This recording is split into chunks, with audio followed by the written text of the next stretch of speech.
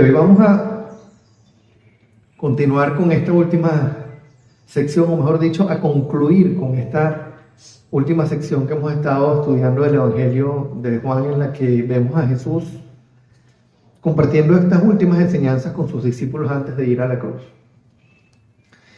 Comenzó todo este segmento con la Santa Cena, con la última cena, en la que Jesús empieza lavando los pies a sus discípulos, y viene después toda una cantidad de enseñanzas tremendas y una cantidad de anuncios también difíciles de aceptar para ella.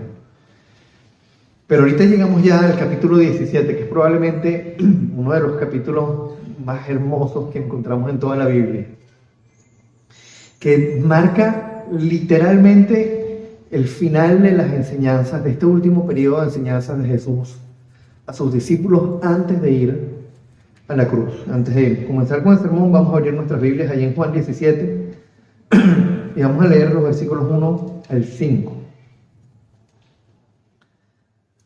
La palabra dice así: Después de que Jesús dijo esto, dirigió la mirada al cielo y oró así: Padre, ha llegado la hora. Glorifica a tu Hijo, para que tu Hijo te glorifique a ti, ya que le has conferido autoridad sobre todo mortal, para que les conceda vida eterna a todos los que le has dado. Y esta es la vida eterna, que te conozcan a ti, el único Dios verdadero, y a Jesucristo, quien tú has enviado. Yo te he glorificado en la tierra y he llevado a cabo la obra que me encomendaste. Y ahora, Padre, glorifícame en tu presencia con la gloria que tuve contigo antes de que el mundo existiera. Padre, queremos darte, Señor, el honor y la gloria. Queremos pedirte que este día, Señor, nos hables a través de este texto. Que tu Espíritu Santo, Señor, abra nuestro corazón. Que nos prepares tú, Señor, para recibir esta palabra con toda humildad, con toda reverencia, Señor. Te pedimos que hagas tu obra en nosotros. Te pedimos que nos transformes y que nos ayudes, Padre, con este segmento de la oración de Jesús en Juan 17, a conocerte más, Señor, a entender mejor tu ministerio y a poner, Señor, nuestra confianza, nuestra mirada, nuestra esperanza en ti y solamente en ti. Te damos el honor y te damos la gloria por siempre en nombre de Cristo. Amén. Hoy, como ya les dije, estamos comenzando con el capítulo 17 de Juan, que nos presenta el final de esas últimas enseñanzas de Jesús a sus discípulos. Y lo interesante es que Jesús concluye este último periodo de enseñanzas con ellos orando, con una de las oraciones probablemente más bellas que encontramos en la palabra. Y no solamente bella, sino profunda. Es una oración muy, muy, muy hermosa, pero muy profunda, que merece nuestra atención, merece ser estudiada con muchísima atención. Tenemos una oración que básicamente se divide en tres partes. Jesús comienza orando por sí mismo, para luego orar por los 12, por sus discípulos, por los que estaban con él en aquel momento, y luego orar por todos los futuros creyentes. Hoy nos vamos a enfocar en el primer segmento de la oración, que es ese texto que acabamos de leer, versículos 1 al 5, en el que Jesús está orando por él mismo. Y vale decir que, como ocurre con muchos pasajes de Juan, y básicamente con muchos textos en el Antiguo Testamento, no tantos en el Nuevo Testamento, pero muchos textos en el Antiguo Testamento, los hebreos se comunican de una manera diferente a la nuestra. Y en este pasaje, como en otros que hemos ya visto a lo largo de los capítulos que hemos estudiado en Juan, vemos que las ideas no son lineales. Jesús empieza con una idea, termina con la misma idea, y pareciera que la oración va para atrás y para adelante. Y cuando sigamos, esto se va a hacer más evidente cuando sigamos las próximas semanas estudiando el resto de la oración, que son segmentos más largos. Vamos a ver que las ideas se repiten, que hay una estructura que no es lineal. Jesús no empieza con una introducción a la oración y termina con sino que va repitiendo las ideas. Y en el centro de esa oración vamos a encontrar una idea importantísima. Lo que vamos a hacer hoy es agrupar esas ideas y darle una mirada a esa primera parte de la oración de Jesús con nuestra mente occidental. Y ahí nos vamos a encontrar básicamente con tres lecciones, o con tres verdades, mejor dicho, que son fundamentales para entender el ministerio de Jesús. Son tres verdades fundamentales sobre el ministerio del Mesías. Y la primera de esas verdades pudiera parecer tal vez evidente, pero desgraciadamente no lo es para muchísimos cristianos, por lo menos no en la manera en la que viven. Es que Jesús vino a este mundo para la gloria de Dios. Vamos a ver los versículos 2, 4 y 5. Los versículos, los versículos 1, 4 y 5. En el versículo 1 comienza diciendo: después de que Jesús dijo esto, dirigió la mirada al cielo y oró así. Presten atención. Padre, ha llegado la hora. Glorifica a tu Hijo para que tu Hijo te glorifique a ti. No sé si recuerdan, pero a lo largo de todo el Evangelio, a lo largo de todos los pasajes que hemos venido estudiando, hemos encontrado a Jesús diciendo varias veces: aún no ha llegado mi hora. ¿Recuerdan cuando convirtió el agua en vino? Mi hora aún no ha llegado. Yo no pudiera pensar, y lo comentamos en aquel momento, mucha gente piensa, es que no ha llegado su hora de comenzar el ministerio. No, la hora que no había llegado era la hora de culminar el ministerio. En esta oración él comienza diciéndole al Padre: Padre, ha llegado la hora. El momento que Dios había estado anunciando por 15 siglos había llegado. El momento que Dios había estado anunciando de muchas maneras a través de los profetas había llegado. Ese anuncio que él había hecho a través de la ley, ese anuncio que él había hecho a través de todos esos rituales de sacrificios para el perdón de los pecados, había llegado. Lo que los judíos estaban esperando finalmente estaba por cumplirse. La hora había llegado. Y uno dice: wow, ¿qué tiene eso de relevante? Porque probablemente para uno, como occidental, uno no tenía la esperanza, hasta que alguien vino a hablarle a uno, uno no tenía la esperanza de la venida de un Mesías. Pero cuando uno ve esta frase en perspectiva, Dios estuvo trabajando desde la eternidad para ese día. Lo tenía planificado desde la eternidad. Estuvo trabajando en la humanidad por muchos años, por muchísimos siglos. Y luego estuvo anunciándolo a su pueblo por al menos 1500 años.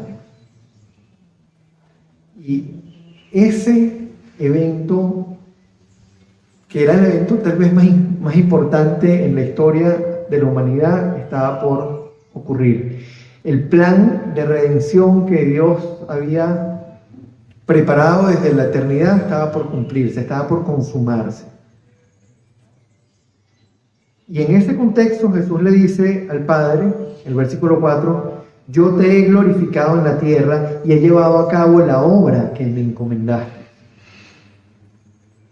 En el versículo 1 le dice, Padre, ha llegado la hora, glorifica a tu Hijo para que tu Hijo te glorifique a ti. Y luego le dice, yo te he glorificado en la tierra y he llevado a cabo la obra que me encomendaste. El mensaje fue claro. ¿Cómo glorificó Jesús el nombre del Padre? Llevando a cabo la obra que el Padre le había encomendado. ¿Y cuál fue esa obra que el Padre le encomendó? Vamos a leer en Filipenses 2, los versículos 6 al 8.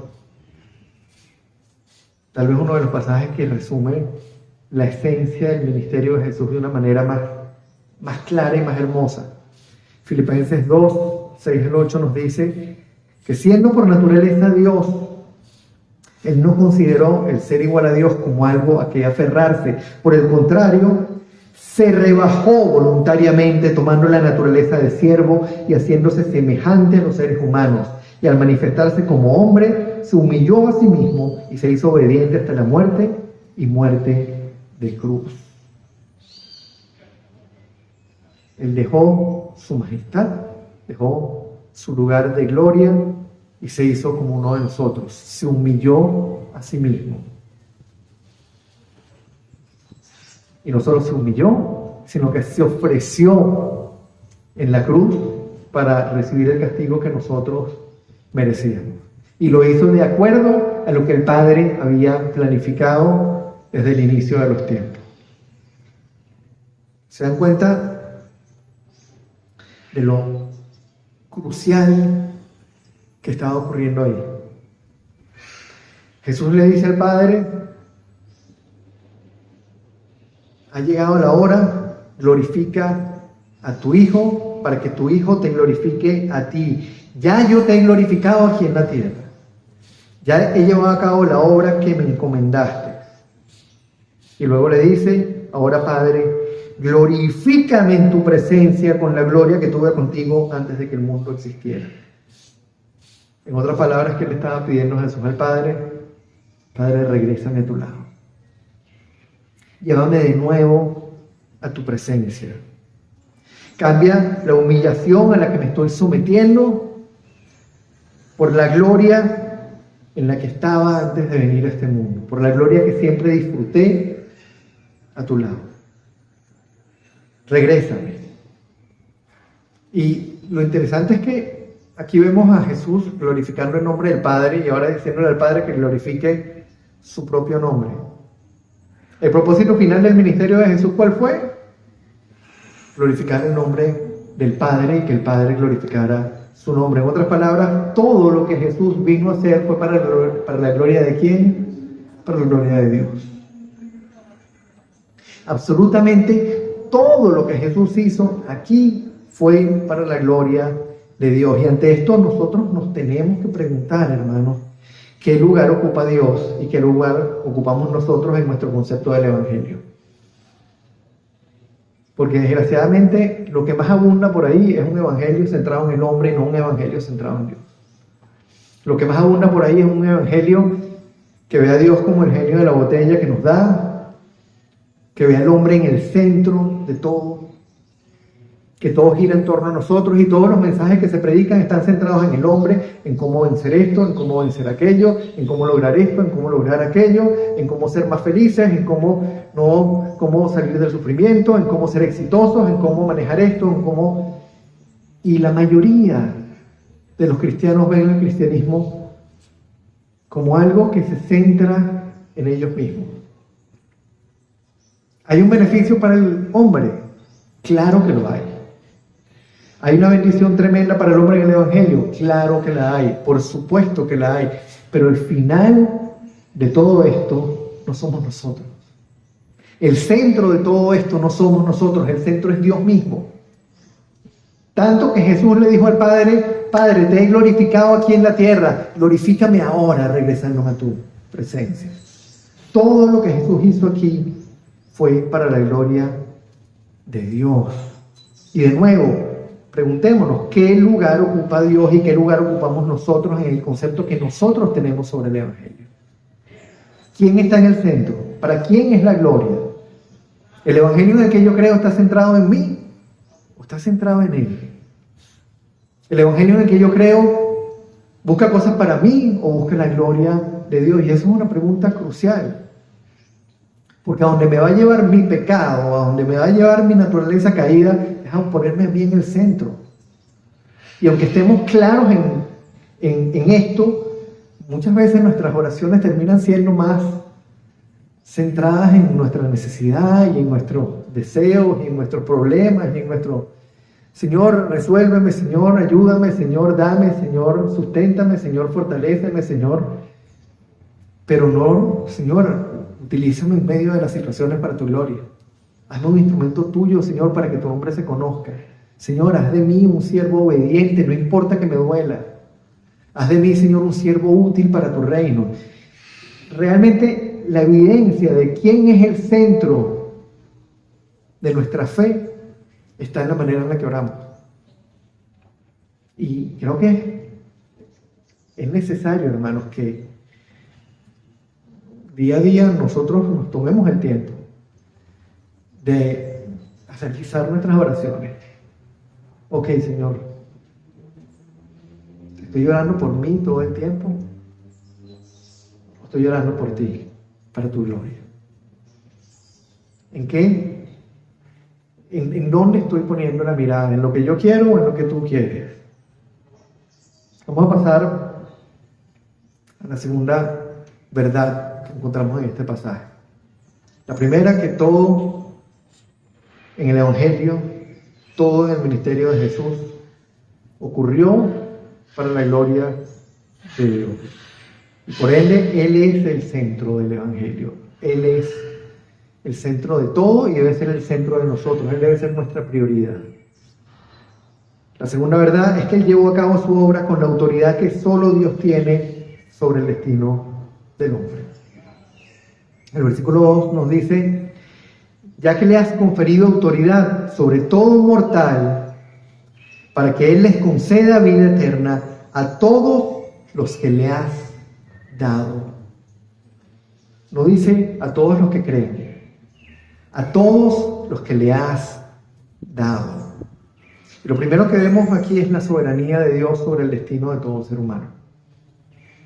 Y eso es crucial. El Padre en su soberanía le dio a algunos a Jesús. ¿Por qué a algunos y por qué no a otros? No lo sabemos. El hecho es que el texto nos dice de una manera muy clara, como otros textos que hemos visto, que si Dios no nos lleva al Hijo, jamás llegaríamos al Hijo. El texto nos dice claramente que si Él no nos lleva a Jesús, no seríamos de Él. Que jamás hubiésemos escuchado sus palabras si no formáramos ya parte de su rebaño. Y eso lo dice la palabra, no lo dice Gonzalo, no lo dice otro pastor, no lo dice cualquier hermano. Es lo que la palabra nos dice. Le has conferido autoridad sobre todo mortal para que Él les conceda vida eterna a todos los que le has dado. Les confirió autoridad al Hijo. ¿Para qué? Para darle vida eterna a esos que Él les dio para que fueran suyos. Todos esos que el Padre le había dado al Hijo, todos esos que eran del Hijo, que formaban parte de su rebaño, porque el Padre se los había dado, Él les dio autoridad para darles vida eterna. Y esos que el Padre les dio a Jesús, tenemos que estar claros, estaban espiritualmente muertos, eran enemigos de Dios, no eran sencillamente neutros. Lo que vemos en la palabra, y hemos visto muchas veces, y hemos hablado de ello en distintas oportunidades, es que la actitud del hombre frente a Dios no es una actitud pasiva, es una actitud de rechazo activo. Ante ese Dios santo, santo, santo, el hombre se rebela y rechaza. Y esos que vivían en la oscuridad, esos que estaban muertos en sus pecados, estaban separados de Dios y eran incapaces de acercarse por cuenta propia a Jesús. Tal vez habrá quien se acerque a un Dios, entre comillas, buscando cosas. Hay quienes se acercan buscando éxito, hay quienes se acercan buscando sanidad, hay quienes se acercan buscando prosperidad. Pero ¿quién se acerca al Dios santo, santo, santo, que nos dice que somos pecadores y que sin Él estamos absolutamente perdidos y que todo depende de Él? La gente sí se acerca a un Dios creado en su mente a imagen de lo que ellos creen, pero no se acercan voluntariamente a un Dios que les dice que son pecadores y que el único camino que hay es Jesús. Esos que el Padre les dio eran incapaces de acercarse por cuenta propia a Jesús buscando salvación, eran incapaces de hacerlo, pero por la acción soberana del Padre que los dio a Jesús, tendrían vida eterna en unión con Él. Le conferiste autoridad sobre todo mortal para que Él les conceda vida eterna a todos los que le has dado. ¿Se dan cuenta, hermanos, de que llegar a los pies de Jesús no fue una coincidencia y menos aún una obra de nuestra voluntad? Estaba planificado desde el principio. Si nosotros hemos llegado a creer en Jesús, si los hemos conocido a Él y al Padre, es porque fuimos dados a Él por el Padre. Si esto nos incluye a nosotros, es porque el Padre nos dio como propiedad a su Hijo. Nos hizo suyos, nos llevó a Él. Ya formábamos parte de su rebaño aún antes de existir, aún antes de nacer, aún antes de ni siquiera ser concebidos. Él nos llamó por nuestro nombre, nos sacó del redil en el que estábamos y va delante de nosotros. ¿Y por qué nosotros escuchamos su voz? ¿Por qué lo seguimos? Porque ya éramos suyos. ¿Recuerdan? Las ovejas oyen la voz del pastor. La voz del extraño no la escuchan, pero la voz del pastor la escuchan y lo siguen porque son sus ovejas. Porque él las conoce por nombre y ellas conocen al pastor. Hermanos, mientras más nos vamos dando cuenta, mientras más vamos entendiendo y comprendiendo de qué manera, de cuán profundamente nosotros dependemos de la soberanía de Dios para nuestra salvación y para nuestra permanencia como hijos de Dios. Mientras más nos damos cuenta que todo, absolutamente todo en nuestra salvación y en nuestra pertenencia al reino depende de Él, más grande va a ser nuestra admiración, más grande va a ser nuestro agradecimiento, más grande va a ser nuestro respeto por la obra y por la persona de Dios. Mientras más nos damos cuenta de lo inmerecedores que somos y de lo incapaces que éramos de hacer nada y de cómo Él hizo lo que hizo, y no solamente nos eligió y nos llamó, sino que se hizo hombre y vino a este mundo a morir por nosotros y estuvo dispuesto a tomar nuestro lugar y a recibir la ira del Padre en nuestro lugar. Mientras más nos damos cuenta de cuánto dependemos de eso, más crece nuestra admiración por Jesús, por el Padre, por la obra que ellos planificaron y llevaron a cabo por nosotros, por la obra que el Espíritu Santo lleva cada día en nosotros, apartándonos del pecado, santificándonos, transformándonos. Más grande es nuestro agradecimiento y más sincera y más profunda es nuestra alabanza. Mientras más nos damos cuenta de eso, más prorrumpe nuestra alabanza, como dijimos al principio, de nuestra boca. Se salen las palabras, porque no podemos estar más agradecidos con el Señor. Vamos con la tercera verdad que encontramos en este primer segmento. Y es que Él vino para que los suyos conocieran a Dios y vivieran eternamente en su presencia. La primera, Él vino a este mundo para la gloria de Dios. La segunda, hizo lo que hizo con la autoridad soberana que solo Dios tiene sobre el destino del hombre. Y la tercera, vino para que los suyos conocieran a Dios, para que esos que Él les dio al Hijo, que fueron dados por Él al Padre, conocieran a Dios y vivieran eternamente en su presencia. Fíjense lo que dice el versículo 3. Y qué versículo tan bello. Creo que es uno de los versículos más impactantes que encontramos en este Evangelio. Y esta es la vida eterna, que te conozcan a ti, el único Dios verdadero, y a Jesucristo, a quien tú has enviado. Hermanos, presten atención a esta declaración.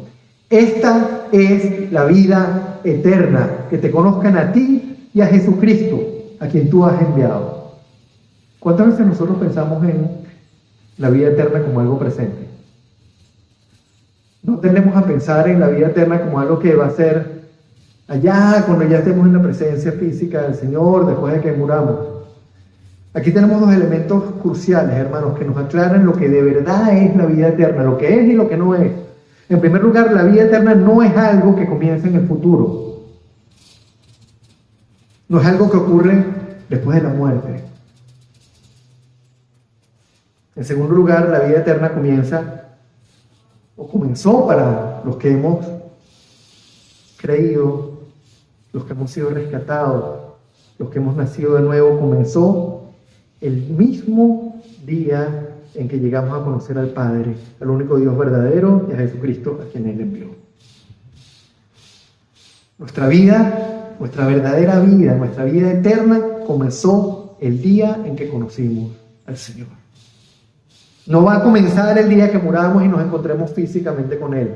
Nuestra vida eterna ya comenzó. Para quienes hemos llegado a conocer personalmente al Padre a través de Jesús, la vida eterna ya es una realidad. Ya estamos viviendo nuestra eternidad. ¿Se dan cuenta de la magnitud de esta declaración? De lo importante y de cómo esto tiene que volarnos los sesos y transformar la manera en que vemos la vida. Si hemos llegado a conocer al Padre, si verdaderamente somos discípulos de Jesús, entonces ya tenemos vida eterna. Ya hemos comenzado a disfrutar de la presencia de Dios por la eternidad. ¿Cuántas veces pensamos en eso? Que nosotros disfrutamos ya hoy, en este instante, de la presencia de Dios por la eternidad. Tal vez ahorita lo hacemos de forma parcial, en medio de un mundo caído, en medio de un mundo lleno de pecado, lleno de dificultades, lleno de aflicciones, y lo hacemos por medio de la presencia del Espíritu Santo que mora en nosotros. Nada más y nada menos, hermano. El Espíritu Santo morando en nosotros. ¿Se dan cuenta de la magnitud de esa declaración?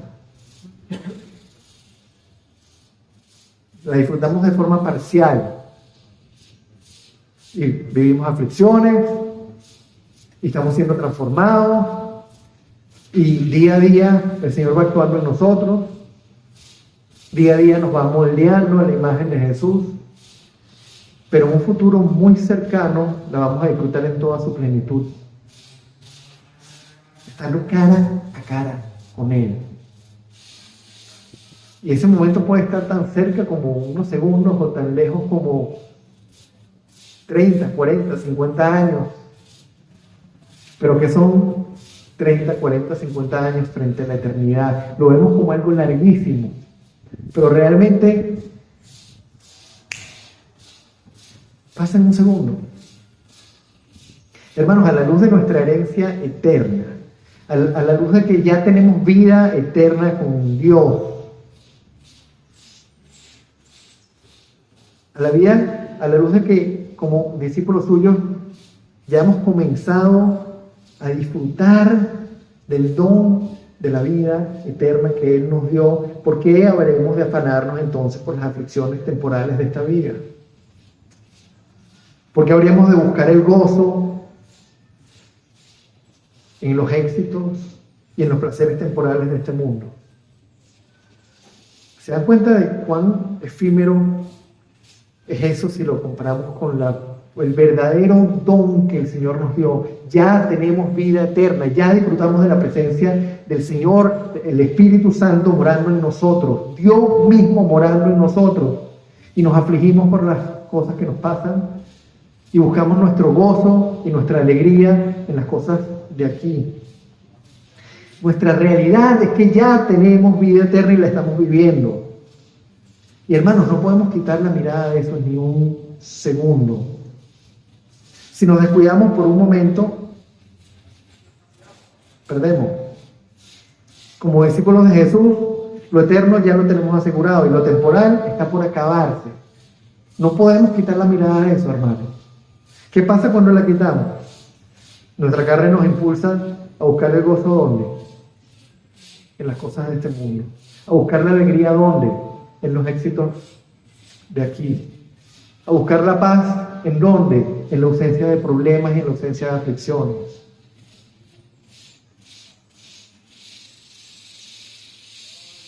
Nuestra misma carne nos impulsa ¿a dónde más?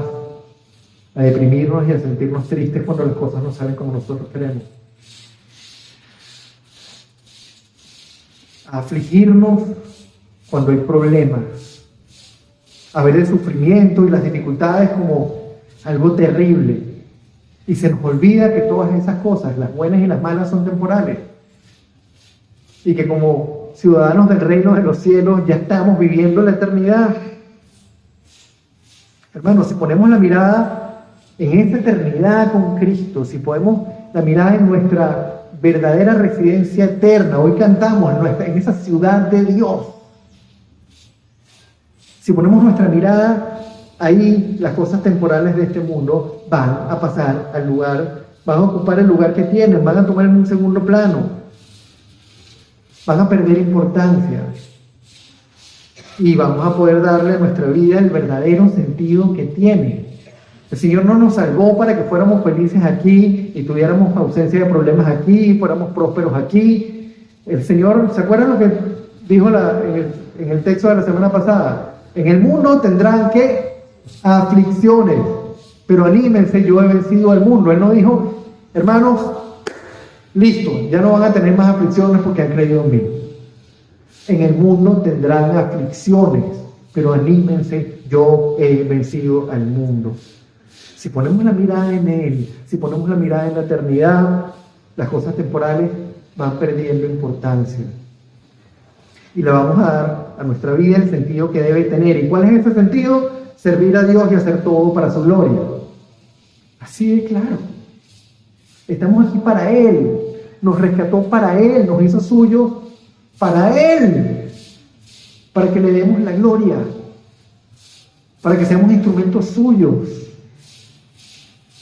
Hermano, este texto de hoy nos recuerda tres cosas fundamentales. En primer lugar, que la vida cristiana no gira en torno a nosotros, gira en torno a Dios. Él envió a Jesús para salvarnos. ¿Para qué? Para su gloria. Por ende, el propósito de nuestra vida debe ser glorificarnos a Él. El propósito de la vida cristiana no es la ausencia de problemas y el éxito financiero, la salud en este mundo. El centro es Él. Y el propósito de todo esto es que su nombre sea glorificado. En segundo lugar, Él es soberano sobre todas las cosas, incluida nuestra salvación. Y una comprensión clara de eso, una comprensión clara de la soberanía de Dios, nos va a llevar a un agradecimiento cada vez más grande y una reverencia cada vez más profunda delante de su voluntad. Mientras más entendemos la soberanía de Dios, mientras más descansamos en la soberanía de Dios, más agradecidos vamos a estar con Él, más lo vamos a amar y más vamos a quererlo servir. Y en tercer lugar, en Jesús ya hemos comenzado a disfrutar de la vida eterna.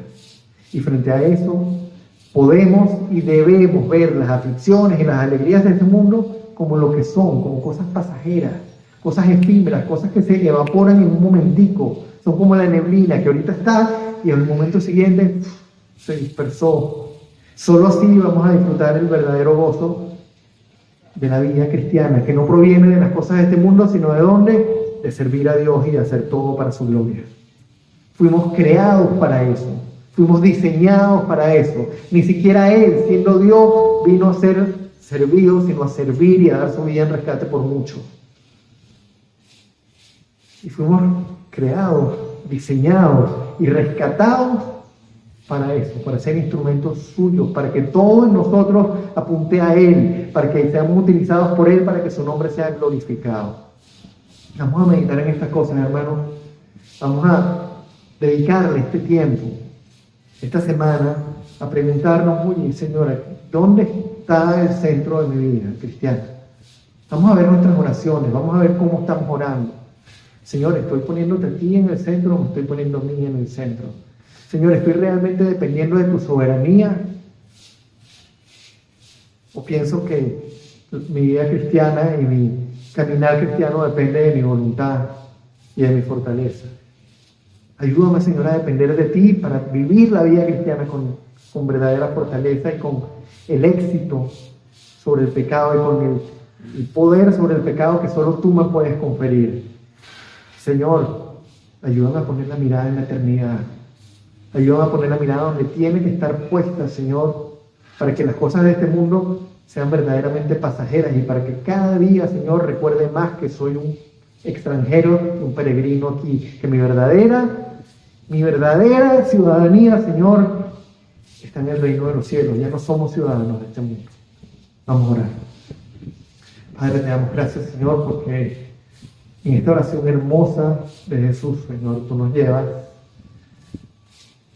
a una convicción cada vez más clara de que todo aquí, Señor, gira en torno a ti y de que nuestra vida es tuya y de que por ende a ti te pertenecemos y todo, Señor, lo que nosotros hagamos debe girar en torno a ti. Ayúdanos, Señor, a ver si no lo estamos viviendo. Ayúdanos, Señor, a ver si creemos nosotros ser el centro. Y si es así, Señor, confróntanos. Confronta nuestro corazón, confronta nuestros pensamientos, confronta nuestras ideas y llévanos, Señor, a la convicción de que estamos aquí para ti. Padre, si aún, Señor, no hemos descansado en tu soberanía, si somos nosotros, Señor, los que queremos hacer y los que pensamos, Señor, que tenemos el poder para acercarnos a ti y para vivir en victoria sobre el pecado, recuérdanos, Señor. Haz lo que tengas que hacer para recordarnos cuánto dependemos de tu gracia, de tu misericordia y de la acción poderosa, Señor, del Espíritu Santo trabajando en nosotros para ser esos instrumentos que tú quieres que nosotros seamos, Señor. Quita todo obstáculo, quita toda autosuficiencia, quita todo pensamiento de que nosotros podemos, Señor, vivir la vida cristiana a pulmón. Quita toda idea, Señor, de que nosotros podemos vencer el pecado a punta de fuerza de voluntad, Señor, y llévanos a depender de ti. Que entendiendo tu soberanía, nuestra respuesta sea acercarnos a tu palabra, sumergirnos en ella, Señor, acercarnos a ti en oración, depender en cada momento de ti, Señor, sabiendo que tú nos vas a fortalecer, que tú vas a producir ese fruto en nosotros y que tú vas a hacer de nosotros instrumentos tuyos, personas cada vez más parecidas a Jesús, Señor, que pueden caminar con éxito frente al pecado, no porque se lo proponen, sino porque les sale de manera natural, porque tú has hecho la obra en nosotros, Señor. Ayúdanos, Padre, además a ver la vida, Señor, eterna como nuestra verdadera vida. Que no veamos esto, Señor, este mundo temporal como nuestra residencia. Que no veamos esta vida como nuestra verdadera vida, sino que veamos la eternidad como nuestra vida. Que pensemos, Señor, en la eternidad contigo como nuestra realidad. Una realidad que ya comenzamos a disfrutar en el poder del Espíritu Santo. Una realidad que ya hemos comenzado a disfrutar, Señor, porque tú nos diste el privilegio de ser morada tuya. Y que en medio de este mundo, Señor, tengamos la perspectiva tuya. Veamos las cosas con tus ojos, Señor, y no con los nuestros. Veamos esto como algo temporal a la luz de nuestra verdadera vida, que es la eterna contigo, Señor. Gracias, Padre, por este texto. Gracias por traernos hoy aquí. Gracias por hablarnos. Gracias por transformarnos. Gracias por salvarnos. Gracias por darnos el privilegio, Señor, de ser instrumentos tuyos para tu gloria. Que nuestra vida, Señor, que la vida de cada uno de nosotros sea un instrumento para que tu nombre sea conocido, para que tu nombre sea glorificado, Señor. Alabado seas por siempre. Bendito sea tu nombre por siempre, Señor. Gracias, Padre, por tanto. Te alabamos y te bendecimos en el nombre de Cristo. Amén y amén.